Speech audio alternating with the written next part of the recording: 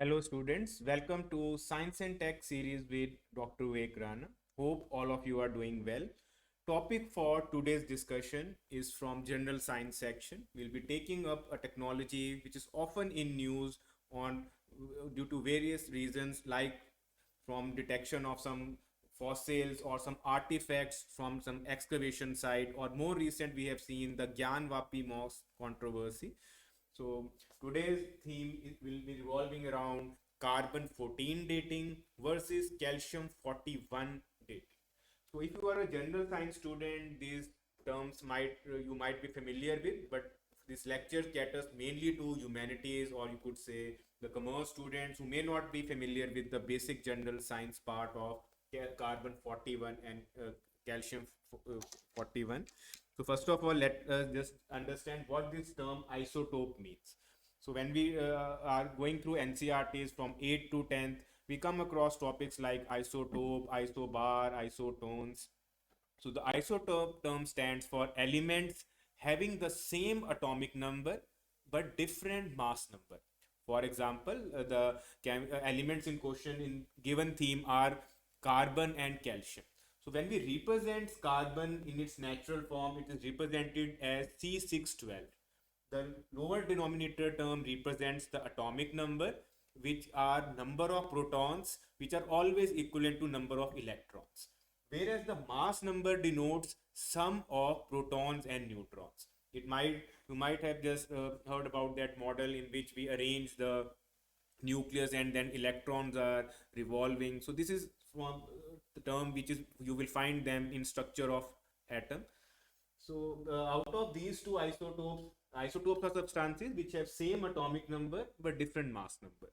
So out of these two isotopes, carbon 14 is the radioactive isotope of carbon, which is primarily used in carbon 14 dating. It is one of the most common and you could say well accepted method in determining age of fossils. Now, mainly this method works in case of when we are studying some organic artifacts or some living organisms or some fossils of some skeleton which have been unearthed during excavations. This method has one of the limitation that at times when you are decoding rocks or some inorganic structure, it may not give you the accurate results. So coming to the calcium part, now the calcium which is normally represented as Ca2040, the atomic number is 20, mass number 40. In here, the isotope which we are going to take up is going to be C41. It has you could say additional neutron, because we have seen in isotopes number of proton electrons remains the same. It's the neutrons which varies, which gives rise to multiple isotopes. Because this isotope term also finds usage in when we are covering the nuclear energy part. Natural uranium, enriched uranium, and thorium derived uranium are also isotopes. And while covering the components of nuclear reactor, we also come across heavy water, D2O, that also represent the isotope of hydrogen. Protium, deuterium, tritium, these are also some popular isotopes which you come across while preparing for GS theme. So I hope you have now understood what exactly the term isotope means, because in isobars we will see there is a reversal of these properties. There is similar mass number but atomic number changes. So since it's a more or less a current affair theme which we are discussing, we will not go into too detail of those isoelectric or isotone part for the time being. Now let's come back to the main thing, that how these two methods are different. So first of all, you have to understand while covering such current affairs, you might come across some technical terms. So like in case of C14, it is the AMS, accelerator mass spectrometry. So make sure you are able to associate the theme if they ask that emerging technologies or the conventional technologies like AMS find usage in. So you have, if you find one of the option mentioning as carbon 14, so make sure you are able to link it with that. In calcium 14, the term is more ornamental. It is called ATA. The ATA stands for a little bit technical. You could say acronym is stands for atom trace trap analysis. So make sure examiner may interchange these two basic technologies and then try to confuse you with options. So let's first understand how this carbon 14 dating works. Now in atmosphere we have seen there is a composition of atmosphere stays uniform. We have 78% nitrogen, and then we have 21% oxygen, 0.8 argon. Then we have the traces of carbon dioxide, water vapor, and other entities. So, due to cosmic radiations, when it comes into interface with atmospheric, you could say the gases, the radiation changes the nitrogen into, you could say, carbon 14 due to interplay of neutrons, and the carbon C14 comes into the picture. Now, the carbon C612 is a relatively a stable form of carbon, whereas C14, the radioisoactive form of carbon, is unstable form. It has half-life of almost 5730 years. So basically, after every 5730 years, its content is going to be reduced by half. So you can say it will go from half to 1/4 to 1/8, 1/16. So this method, once a carbon is taken up by the plants, you could say any given plant which is alive at that point of time is going to take carbon dioxide from atmosphere, and accidentally it will going to take up the carbon 14 isotope as well, even though the dominant component is going to be the C612 only. So there is a carbon cycle which operates inside the plants during photosynthesis, and this content gets concentrated. And it's not that it's going to be limited to plants. So any living being which consumes it, like in given case we have shown a herbivore or the primary producer consuming it, and the trophic cycle food chain we all know has multiple step trophic levels, and eventually it will end up in some other organism as well. Now, the each organism which is going to take this C14 isotope and C12 isotope, the you could say the composition stays more or less similar, because the C612 isotope is not going to disintegrate, whereas the C14 isotope present will automatically degrade by in response to 5730 years.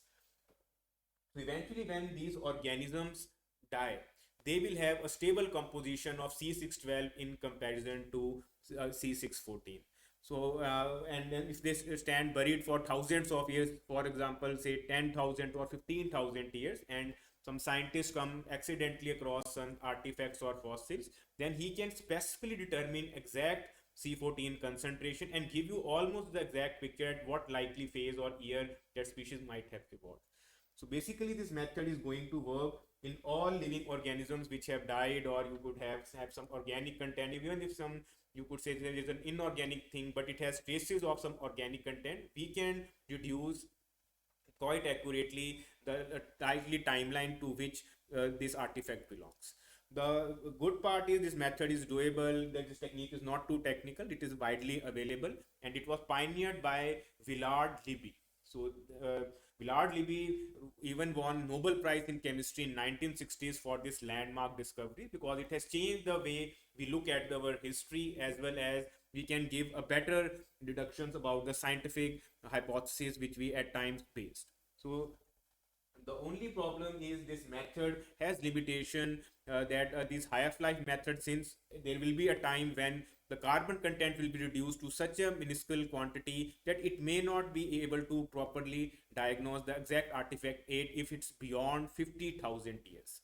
So because at that time the cycle is going to be such a minuscule level that we will not be able to decode. So though if we have to deduce any artifact, if it is between 0 to 50,000 years, carbon 14 method still holds the ground of being gold standard in dating such fossils.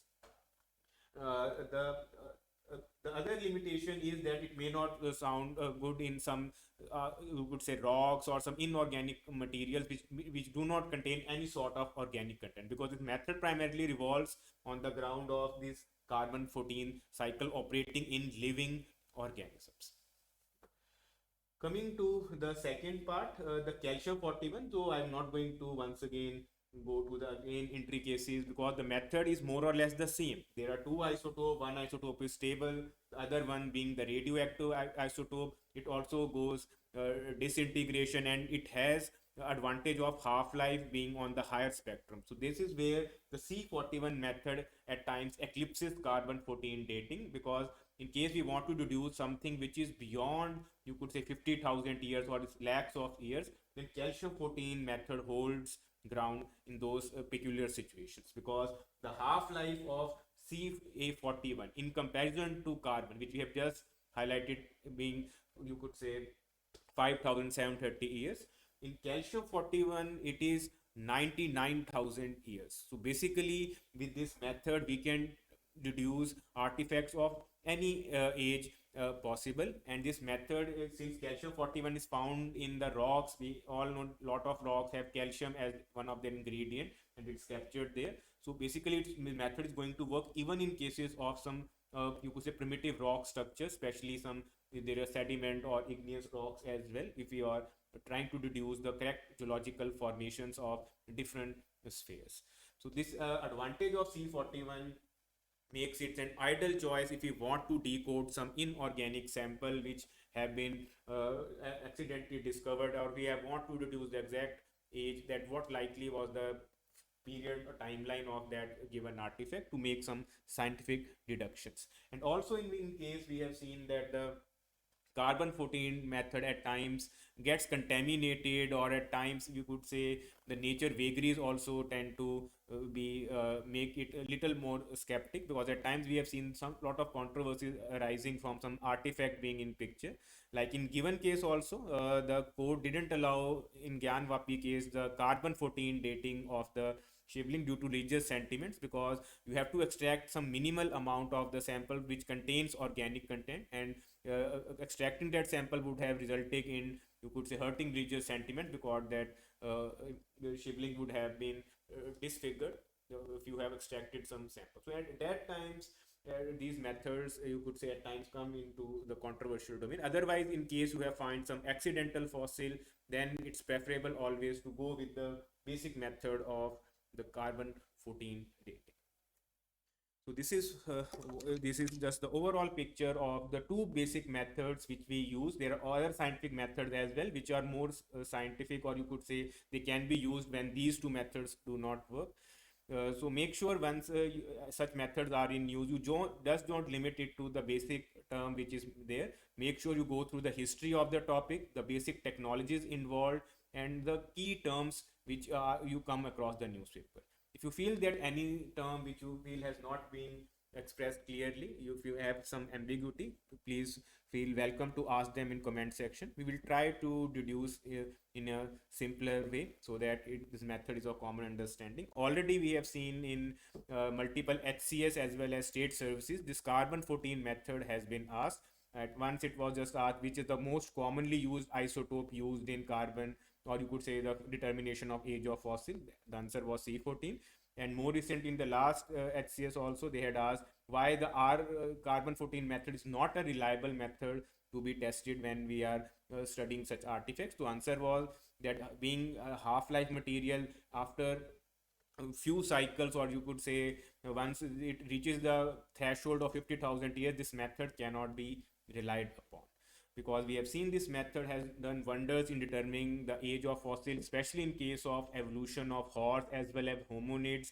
And this year also we have seen in the medicine physiology, we had the person Webo had decoded the evolution of Neanderthal man or hominids.